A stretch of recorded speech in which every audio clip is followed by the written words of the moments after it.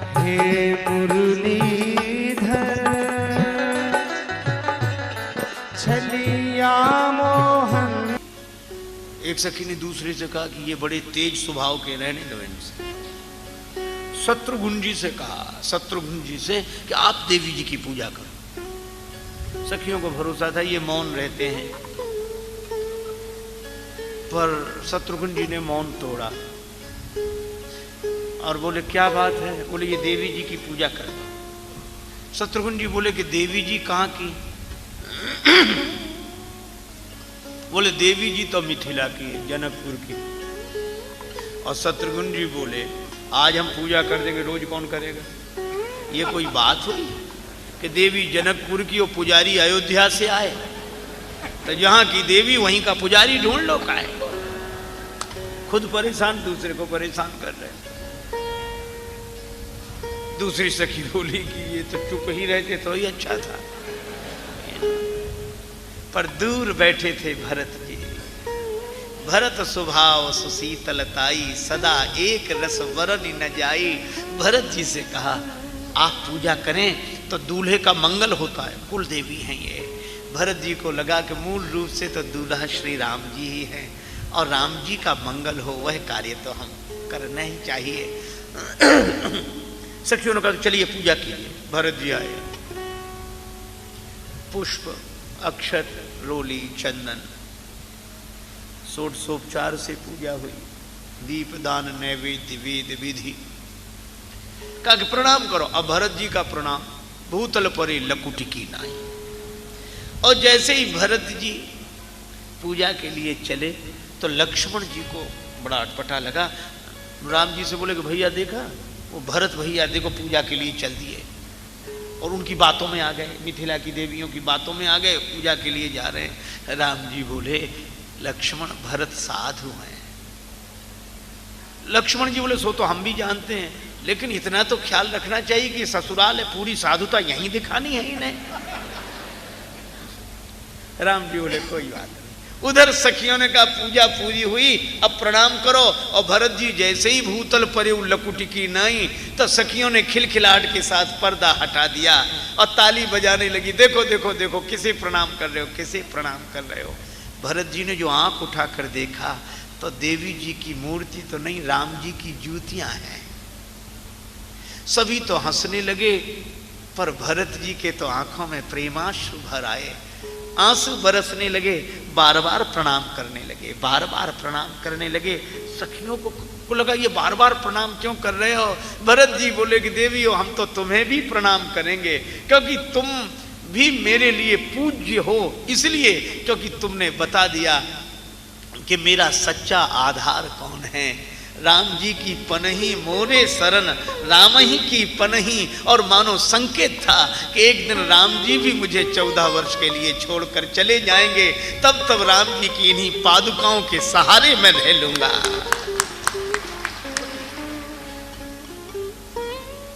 कभी कभी लगता है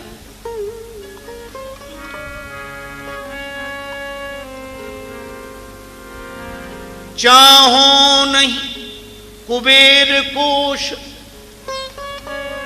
बेर एक सुरेश पद, चाहो नहीं ज्ञानिन में ज्ञानी कहाओं में, चाहो नहीं योग ध्यान धारणा समाधि हूते, जन्म मरण व्याधि रहित अविचल पद पाऊं में।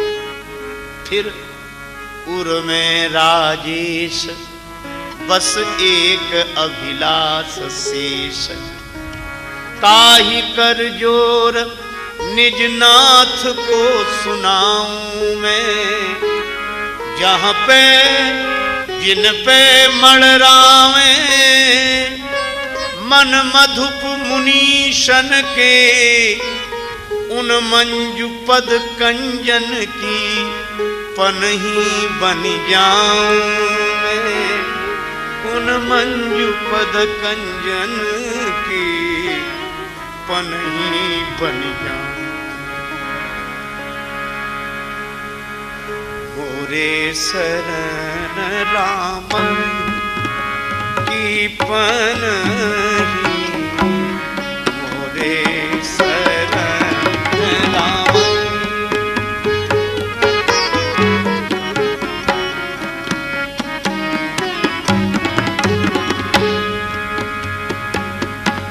आहा, उन भाव मूर्ति भरत को जिनका प्रेम कभी कभी झलक के रूप में दिखाई पड़ता था, उस प्रेम को पूर्ण रूप से प्रकट करना था भगवान श्री राम को।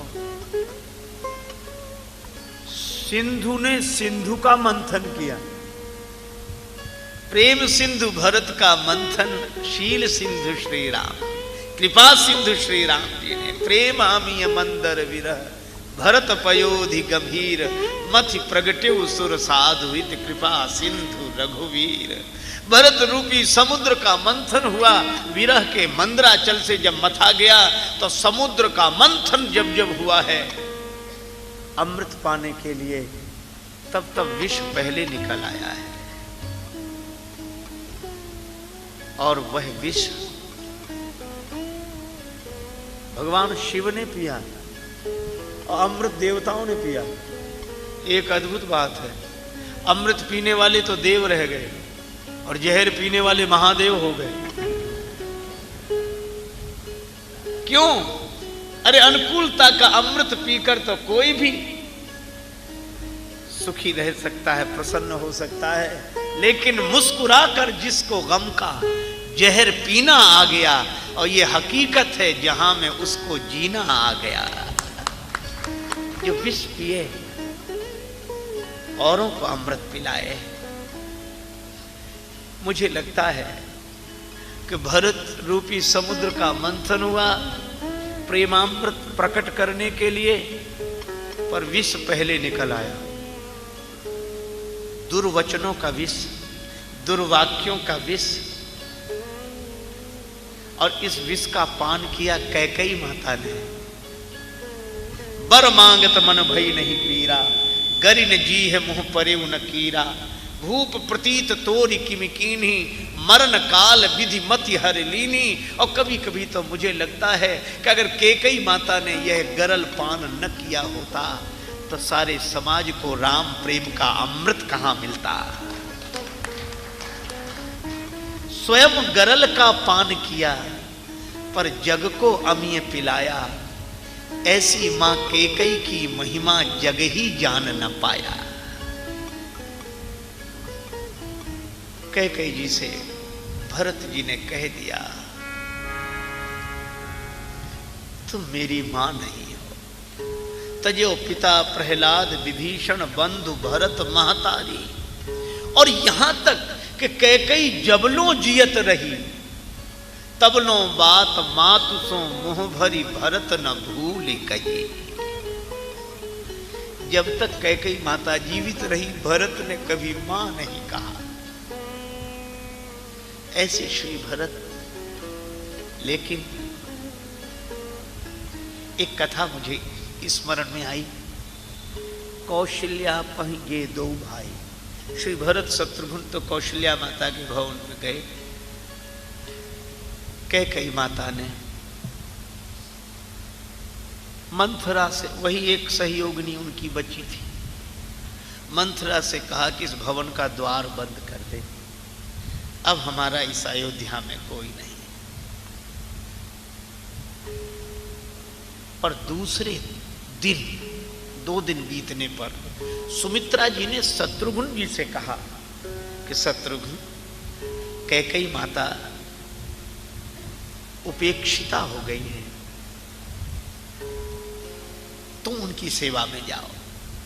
शत्रुघ्न जी गए, दरवाजा खटखटाया। कैकेयी जी ने मंथरा से कहा कि दरवाजा खोल, देख कौन है। जो दरवाजा खोल कर देखा तो शत्रुघ्न। अब मंथरा घबराई। उस समय तो भरत जी थे बचाने वाले, अब तो भरत जी भी संग नहीं है, पूरी दुर्दशा हो। कैकेयी जी ने पूछा कौन है।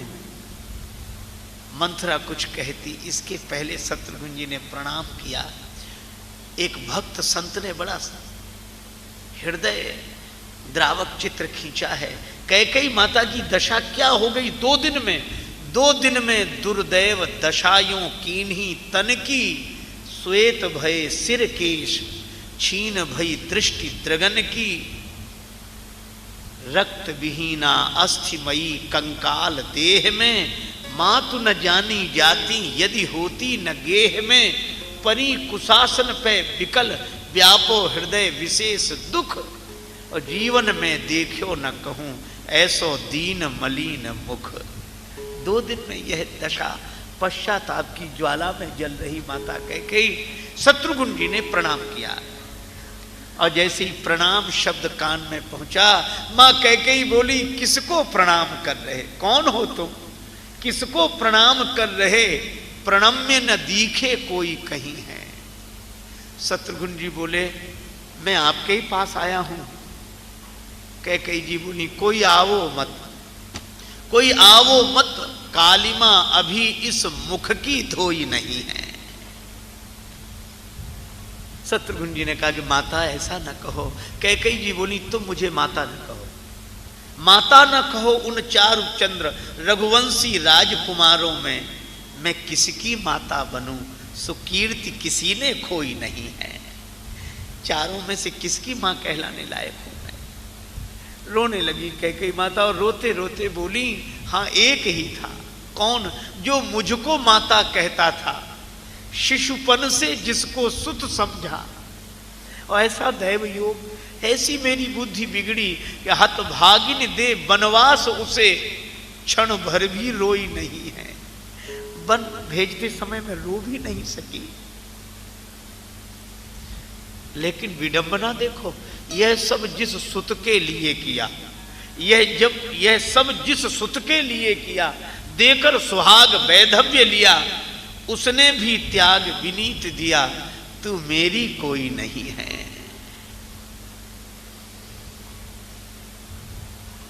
लेकिन यह क्या, अचानक कैकेयी माता रोते रोते हंसने लगी और हंसते हंसते बोली, शत्रुघ्न जी को लगा क्या हो गया, और कैकेयी माता हंसने लगी, मैं बड़ी सौभाग्यशाली हूं। क्यों?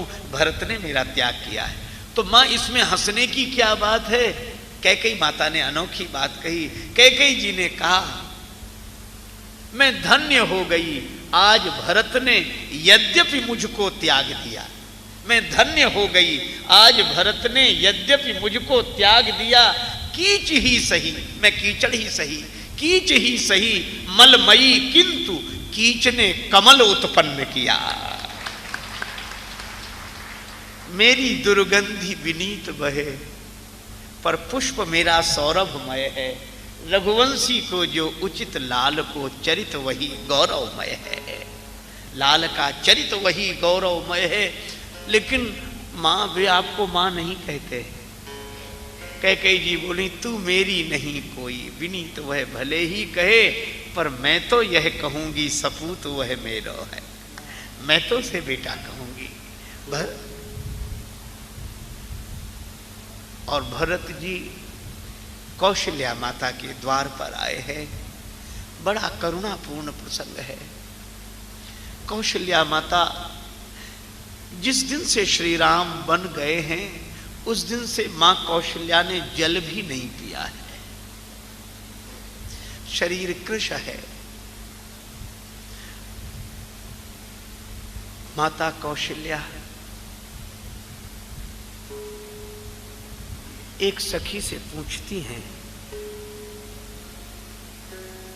आलीरी राम लखन कित होए हैं, राम लक्ष्मण कहां होंगे, और अगर वन में भी होंगे तो सवेरे से क्या खाया होगा।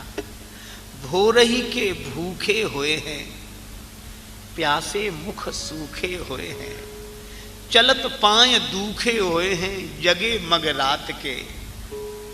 रात भर जंगल में जागे होंगे, खाने को क्या मिला होगा, प्यास के कारण मुख सूख गया होगा।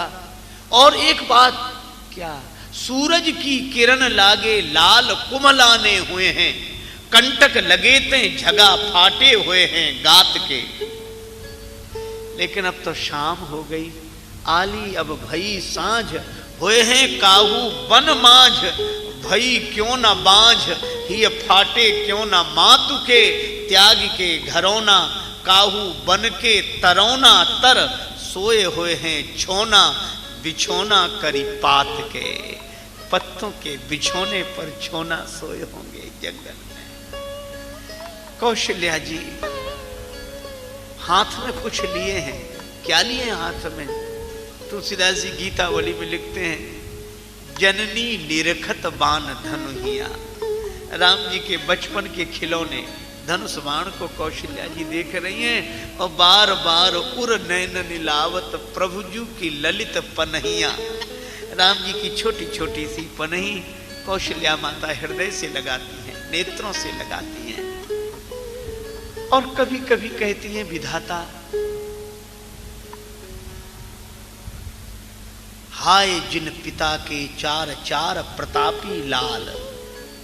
राम लक्ष्मण भरत शत्रुघ्न जैसे चार चार जिसके बेटे हों और आज क्रिया बिन बेहाल परी उन्हीं की काया है। बावरे विधाता विचित्र तेरी माया है। रोने लगी और रोते रोते चेतना नहीं रही, होश नहीं रहा। सखी से बोली, अब तो बड़ी देर हो गई, आज क्या बात है? मेरी पुत्र वधुएं श्री सीता को आगे करके मुझसे आशीर्वाद लेने नहीं आई। सी आगे करी लेन आशीष न आई, सुत वधुएं। सखी रोने लगी। वे यहां हैं कहां जो आती? नहीं समझा देना, यहां तो आना चाहिए, ये परंपरा है, इसका त्याग नहीं करना चाहिए। सखी रोने लगी, किन्हें समझाऊं? सीता जी को समझाओ, सबको लेकर आए मुझसे प्रणाम करने, लेकिन वे यहाँ कहाँ हैं? कहाँ हैं? वन में। और जो वन सुना रोने लगी। कौशल्या माता रोने लगी। सवेरा फिर भी होगा, लेकिन इस आंगन में को अब प्रात कलेऊ मांगत रूठी चले गो माई। माता अत्यंत व्यथित हैं। उसी समय श्री भरत कौशल्या माता के भवन के द्वार पर पहुंचे। आवाज सुनाई पड़ी, पति विहीना पूतहीना मातुरी तुम हो कहाँ। आ गया घर का वही षड्यंत्रकारी खल यहाँ।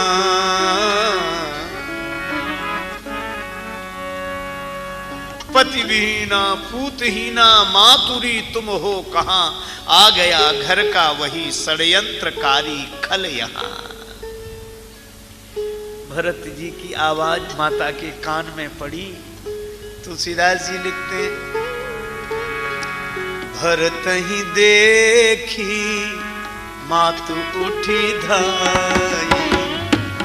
भरत ही देखी मातु उठी धाई। भरत को देखकर माता दौड़ पड़ी, लेकिन मन में उत्साह है भरत को तुरंत हृदय से लगा लेने का, पर तन तो उस लायक नहीं है, इसलिए चक्कर आ गया, गिर गई। मूर्छित अवनी परिझई आई। मूर्छित अवनी परिझई आई।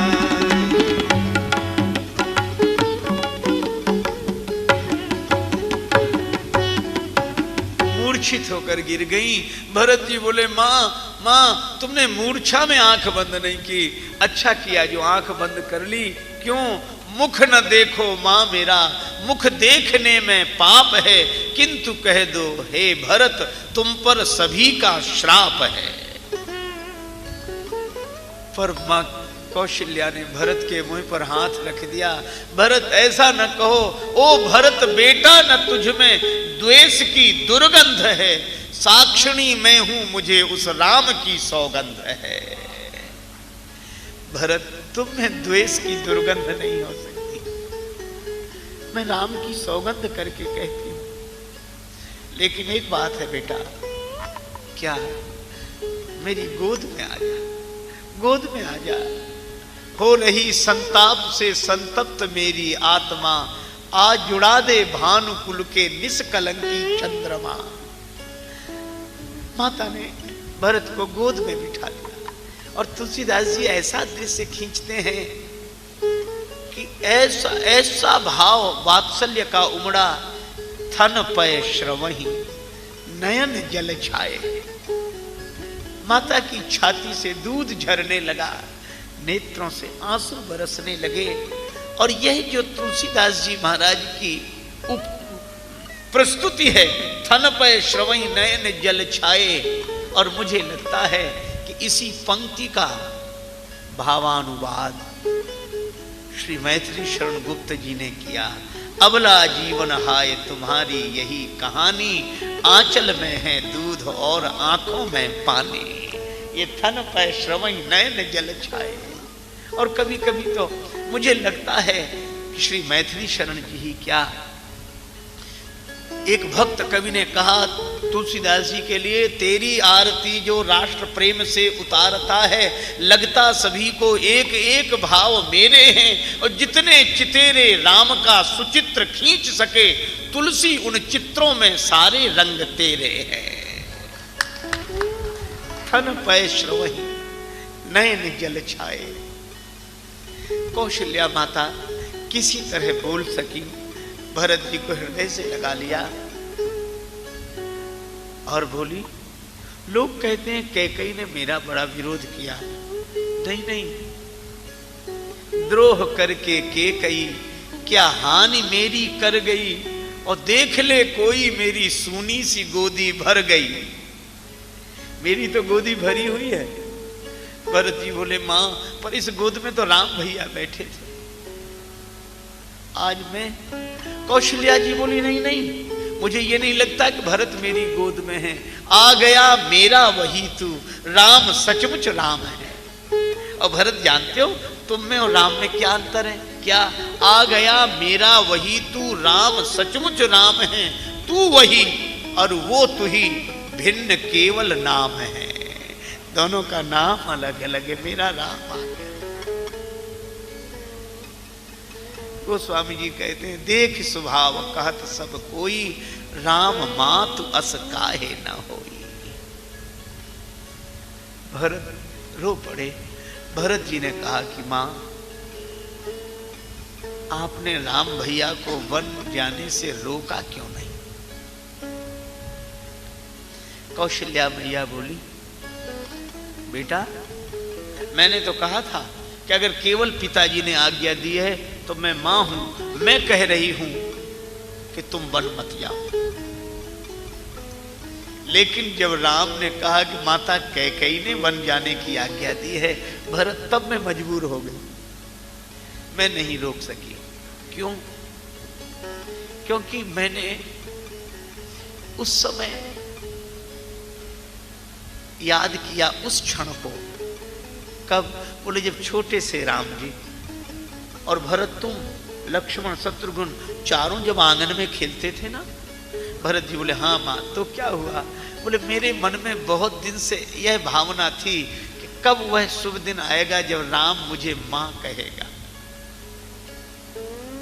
पहली पहली बार तोतली बोली में राम ने मुझे मां कहा। कौशल्या जी कहती है, मुझे आनंद तो बहुत हुआ, प्रेम भी बहुत उमड़ा, लेकिन मैंने राम के मुख पर हाथ रख दिया। कहा कि नहीं नहीं, मुझे मां मत कहो, मैं तुम्हारी मां नहीं हूं। तो राम ने तुतला कर पूछा कि फिर मेरी मां कौन है? तो मैंने इशारा कर दिया कैकेयी की तरफ और यह कहा। तुलसीदास जी लिखते हैं कि राम ने जब मुझे मां कहा तो कौशल्या जी बोली, कहे मोह मैया। मैंने कहा, मैया मैं भरत की, और बलि जाऊं भैया तेरी मैया कैकेयी है। मैंने कहा कि मैं भरत की मां हूं, और राम बलिहारी जाती हूं, तुम्हारी माँ तो कैकेयी है। आज कौशल्या जी बोली, बेटा भरत, जिस बालक को बचपन से यह संस्कार दिया हो कि कैकेयी तुम्हारी माँ है, उसी बालक को माता की आज्ञा पालन करने से मैं कैसे रोक देती। लेकिन माँ अयोध्या उजड़ गई। कौशल्या जी बोली, चाहे सब कुछ उजड़ जाए पर संस्कार नहीं उजड़ना चाहिए। शुभ संस्कारों की तो रक्षा करनी चाहिए, स्थापना करनी चाहिए। कैसे रोकती, लेकिन मैं भी तो नहीं रह सकी राम के बिना।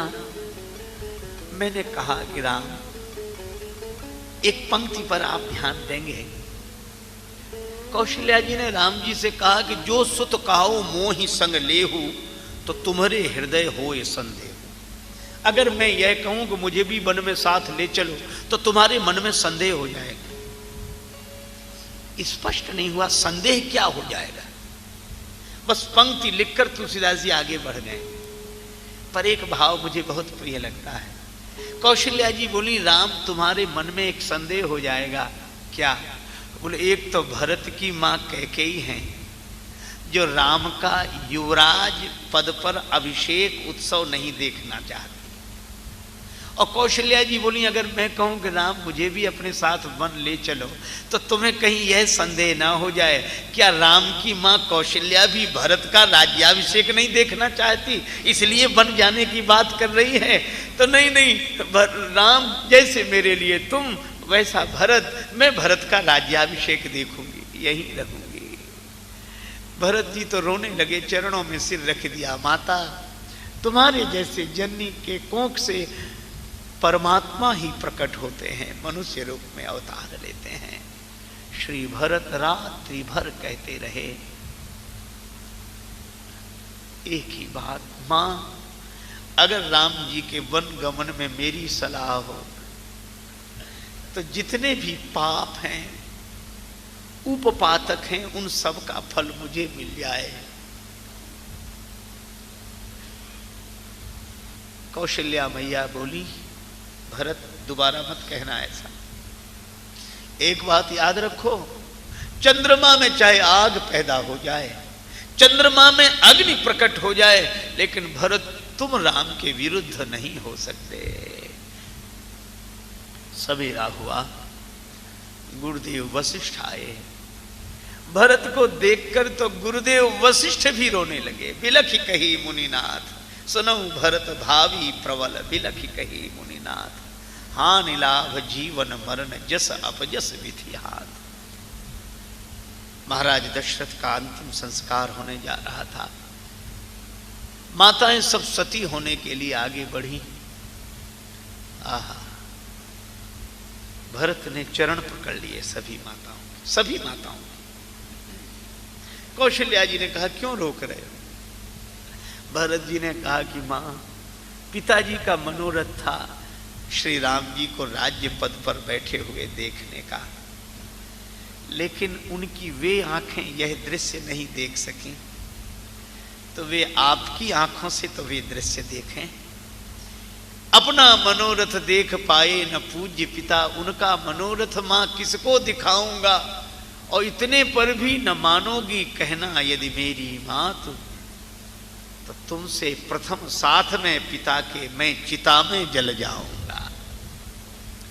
गही पद भरत मातु सब राखी, रही रानी दर्शन अभिलाखी। वह दिन बीता।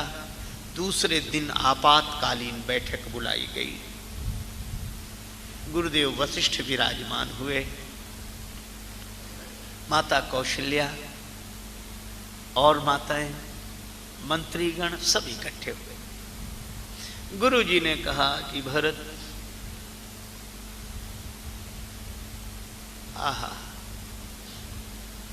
तुम्हारे पिता ने तुम्हें राज्य दिया है और पुत्र का धर्म है पिता की आज्ञा का पालन करना, इसलिए इस राज्य पद को स्वीकार करो।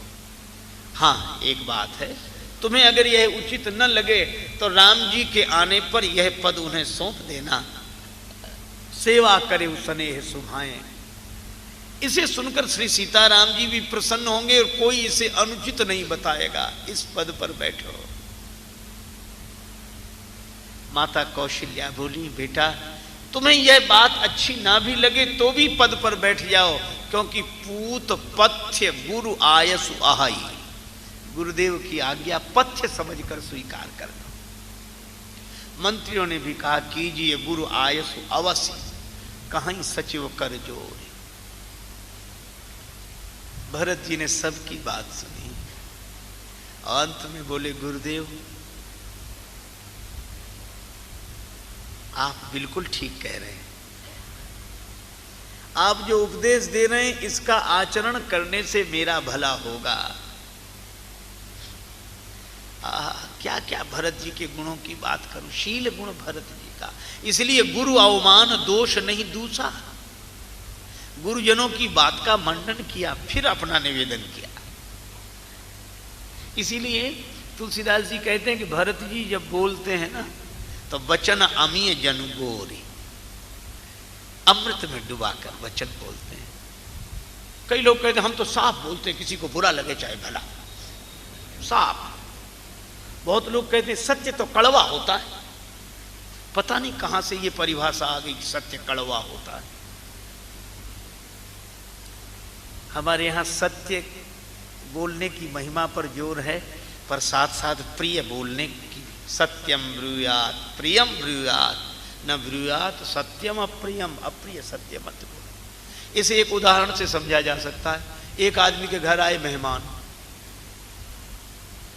बहुत जल्दी में थे, मिले और बोले अभी जा रहा हूं। बोले ऐसे कैसे, घर आए, कुछ खा पी कर जाओ, जल्दी बनवा देता हूं। बोले नहीं नहीं, वो इतना समय कहाँ है। तो बोले बाजार से मंगवा देता हूं। पिता ने 10 रुपए दिए, अपने बेटे को भेजा कि गरम गरम जलेबी ले आओ। बेटा जाने लगा, पिता बोला देख लेना, गरम गरम का मतलब समझते हो क्या। बोले जैसे ही कढ़ाई से निकले वैसे ही। बेटा गया, हलवाई जलेबी बना रहा था, एक कढ़ाई से जैसे ही उसने जलेबी निकाली और दूसरी कढ़ाई में डालने लगा चाशनी वाली। बेटा बोला ये क्या गड़बड़ करते हो। पिताजी ने कहा था जैसे ही कढ़ाई से निकले वैसे ही ले आना।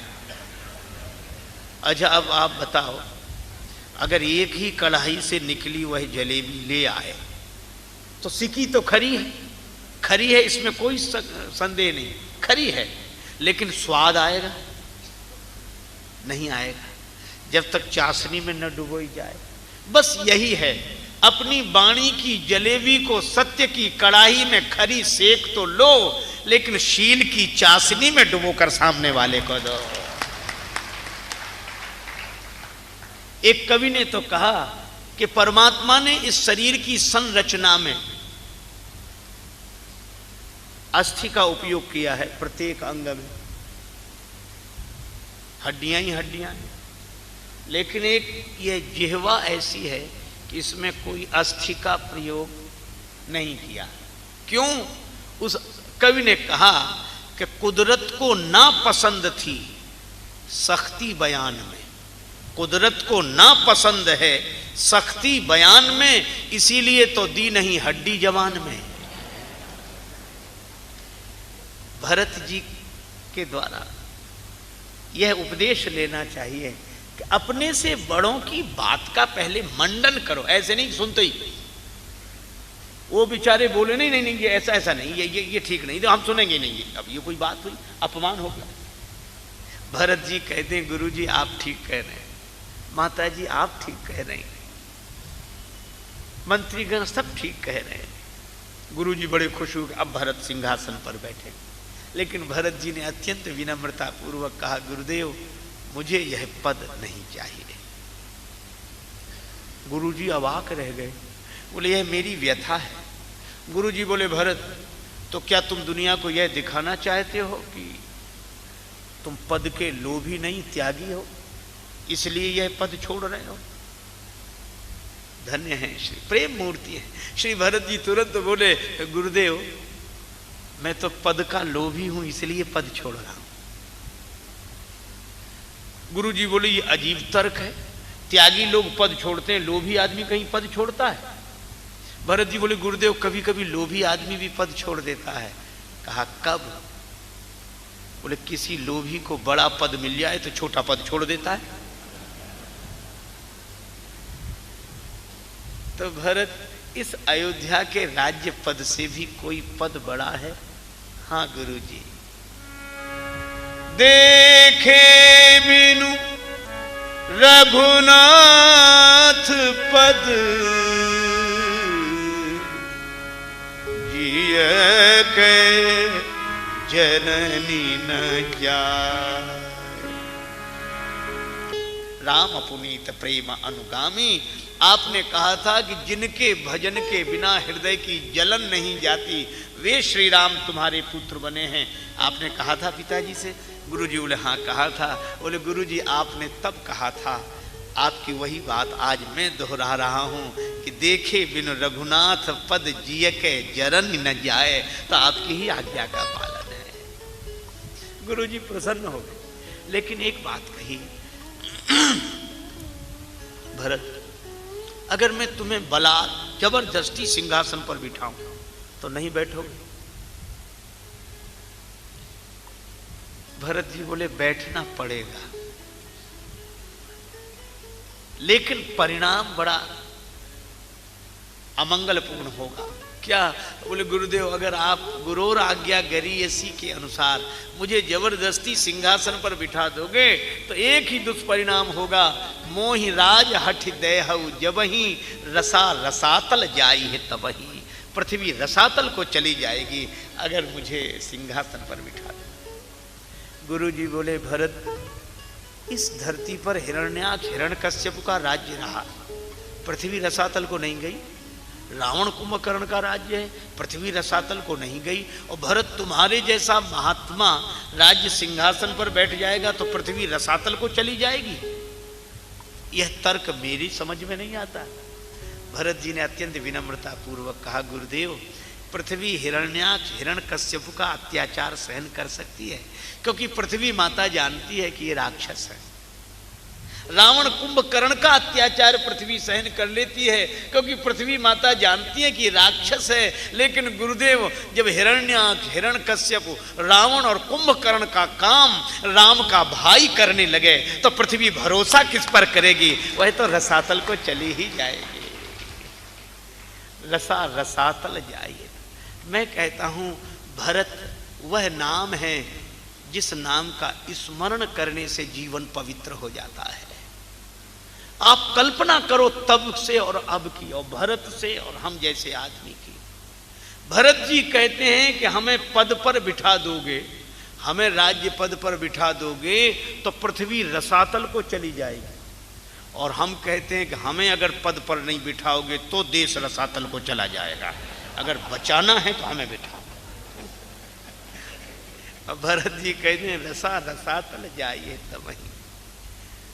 और श्री भरत देखो क्या लेने के लिए गए, क्या देखने के लिए गए? देखे बिनु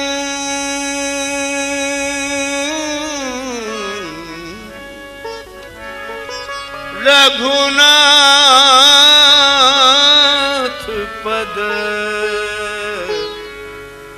जिय के जरनी न जाए। भज मन राम चरण सुखदाई। भज मन राम चरण सुखदाई। राम चरण सुखदाई। राम चरण सुखदाई। भज मन राम चरण सुखदाई।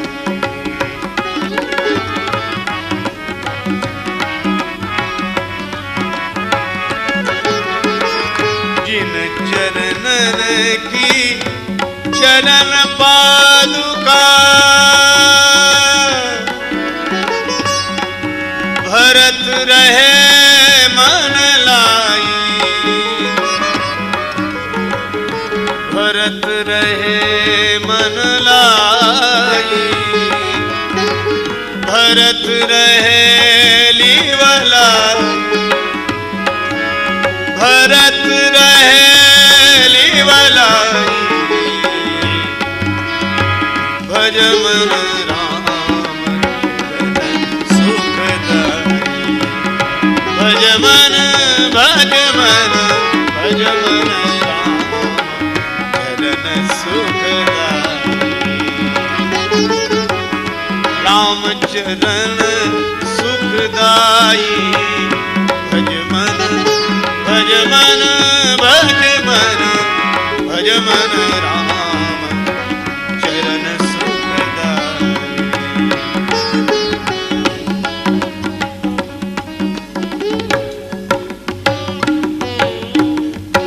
भरत जी क्या देखने के लिए गए? देखे बिनु रघुनाथ पद, जिय के जननी न जाए। वे राम जी के पद दर्शन के लिए गए, गए पद दर्शन के लिए और लौटे तो पादुका लेकर। गए पद दर्शन के लिए, लौटे पादुका लेकर। आहा, देखो भगवान ने कहा कि भरत पद दर्शन के लिए आए हैं और अवलंब चाहते हैं। अवलंब क्या? बोले पद यहां ही नहीं, हम जहां रहें वहां पद दिखाई देते रहे, वहां पद कमलों का स्मरण होता रहे, चिंतन होता रहे, तो भगवान के पद चिंतन का अवलंब मिल जाए। और अवलंब कैसे? बोले टोपी देखकर, मुकुट देखकर सिर की याद आती है, कंगन देखकर हाथ की याद आती है, अंगूठी देखकर उंगली की याद आती है, जंजीर देखकर कंठ की याद आती है, लेकिन पादुका देखकर तो पद की याद आएगी। इसलिए भगवान ने प्रभु करी कृपा पावरी दीन, सादर भरत शीस धरी, प्रभु करी कृपा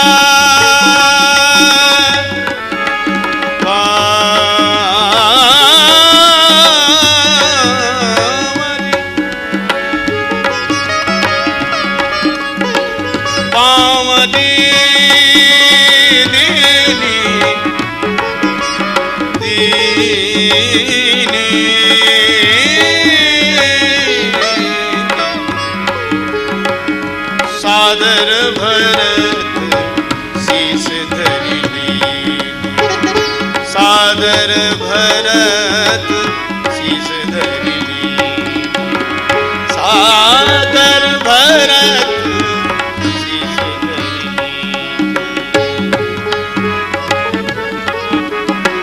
शीस धरि लीन।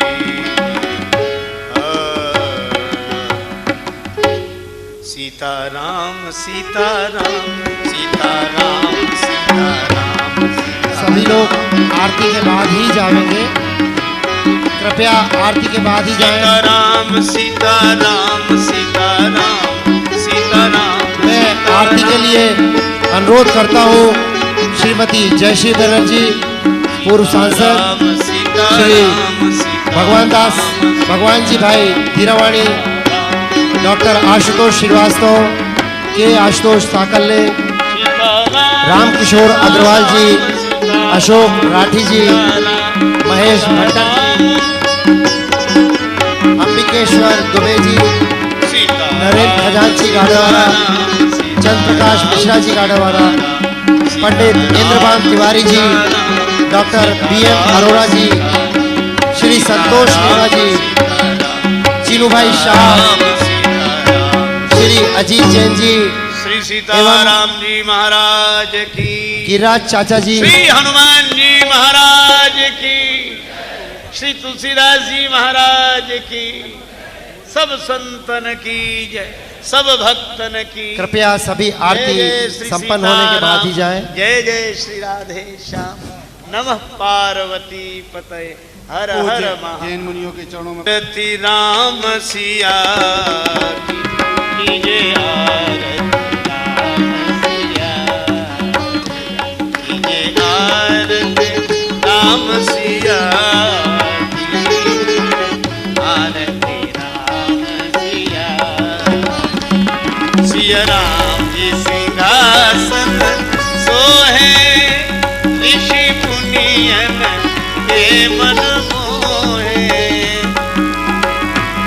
निरखे छवि सिया सिया